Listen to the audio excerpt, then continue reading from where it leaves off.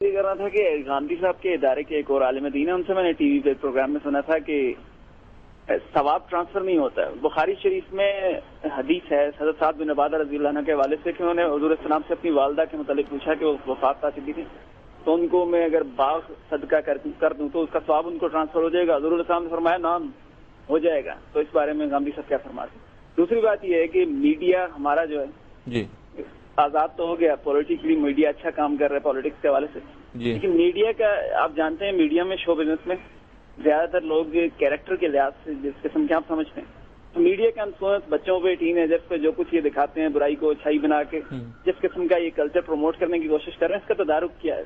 ٹھیک، شکریہ جناب.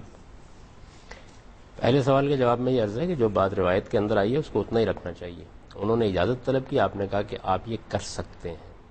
دوسری روایتوں کو سامنے رکھ کے تو معلوم ہوتا ہے کہ انسان کے چونکہ یہ جذبات ہوتے ہیں. تو ایک عورت نے پوچھا کہ میرے پاس بچہ ہے، میں اس کو حج کرا دوں؟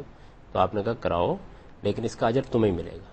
تو اجر کے بارے میں قرآن کا بنیادی اصول یہ ہے کہ اس کی بنیاد آپ کے دل کا تقویٰ ہے.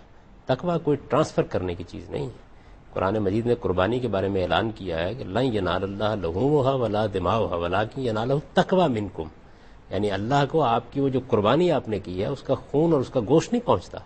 اللہ تعالیٰ کے وہ فارم نہیں ہے جو قابل قبول ہوتی ہے، بلکہ اس کے پیچھے آپ کی نیت، آپ کا محرک، آپ کا تقویٰ، آپ کے دل کی کیفیت ہے.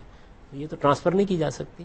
تو اس وجہ سے رسالت میں آپ صلی اللہ علیہ وسلم نے یہ بتایا وہاں پہ کہ اگر کوئی اس جذبے کے ساتھ کہ میں اپنے والد کے لیے کوئی کام کر رہا ہوں، میں کوئی نیکی کا اس طرح کا معاملہ کر رہا ہوں، تو روکا نہیں اس سے. کر سکتے ہو کرو، لیکن جہاں تک اجر کا تعلق ہے دوسری جگہ بتا دیا کہ وہ تمہیں ملے گا. ٹھیک. ان کی دوسری بات تھی کہ میڈیا کا اثر ہوتا ہے اور ظاہر اس میں برے اثرات بھی ہیں اس کو بہتر کیسے کیا جا سکتا ہے؟ یہ بات یہ ہے کہ یہ تو آپ قوم کو بہتر کرنا پڑے گا. کوئی ادارہ کبھی بہتر نہیں ہوتا، بہتر اصل میں افراد ہوتے ہیں. ہمارے ہاں یہی بات ہے جس کو لوگ نہیں سمجھتے. آپ ریاست کے بارے میں دیکھیے کہ ہم یہ کہتے ہیں کہ ریاست کو خلافت راشدہ ہونا چاہیے، قوم کو کیا ہونا چاہیے؟ یعنی یہ کیسے ہو سکتا ہے کہ قوم سے زیادہ ریاست مسلمان ہو جائے، قوم سے زیادہ ریاست نفاذ شریعت؟ وہیں سے پھوٹتی حکومت. اصل میں آپ کی قوم جو ہے وہ جیسی ہوگی، آپ اپنے دانشوروں پر کام کریں، اپنی قوم پر کام کریں، آپ اپنی تعلیم کو بہتر کریں، اس کا ظہور میڈیا میں بھی ہوگا، اس کا ظہور ریاست میں بھی ہوگا. یہ کام کرنا چاہیے اور توجہ دلانی چاہیے کہ جو اسلام کے مسلمہ اصول ہیں اور جو ساری دنیا میں مانے جاتے ہیں، اللہ تعالیٰ نے اس کو قرآن مجید میں بیان کر دیا ہے کہ کسی فحش بات کی آپ کو ترغیب نہیں دینی چاہیے، اس کی اشاعت نہیں کرنی چاہیے، آپ کو کسی حق تلفی کی اشاعت نہیں کرنی چاہیے، آپ لوگوں کی جان مال آبرو کے درپے لوگوں کو کرنے کی کوشش نہ کریں، فساد کو دنیا میں پیدا کرنے کی صحیح نہ کریں، کسی شرک کسی بدعت کے آپ مبلغ بن کے نہ بیٹھ جائیں.